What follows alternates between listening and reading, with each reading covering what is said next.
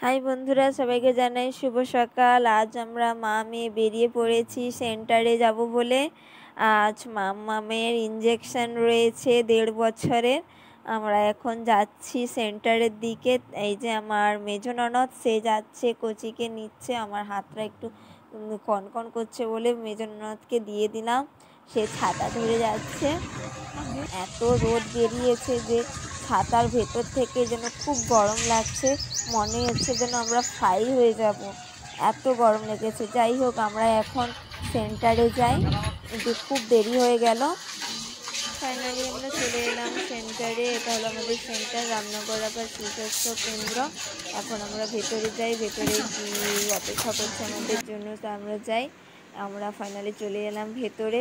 ভেতরে এসে দেখি সব মায়েরা তাদের বাচ্চাদেরকে নিয়ে বসে আছে ইঞ্জেকশন দেওয়ার জন্য লাইন দিয়ে।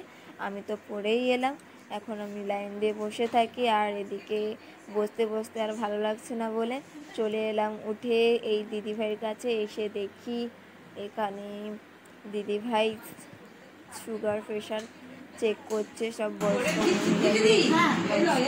দাদুদের চেক আপ করছে। আর এখানকার দিদিভাইরা খুবই ভালো, খুবই বিহেভিয়ারটা ভালো, আমাদের খুবই হেল্প করে। আমাদের কোনো কিছু সমস্যা হলে দিদিদের জানালে খুবই হেল্প করে।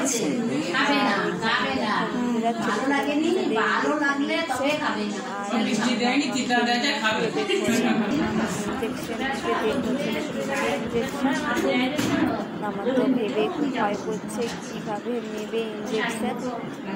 আমি নিয়ে চলে আসি, তারপর বাড়ি যাব, দেরি হয়ে গেল।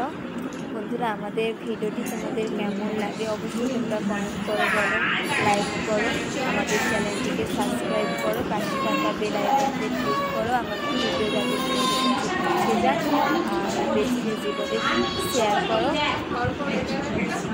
তারপর আমার এটাকে কীরকম ধরনের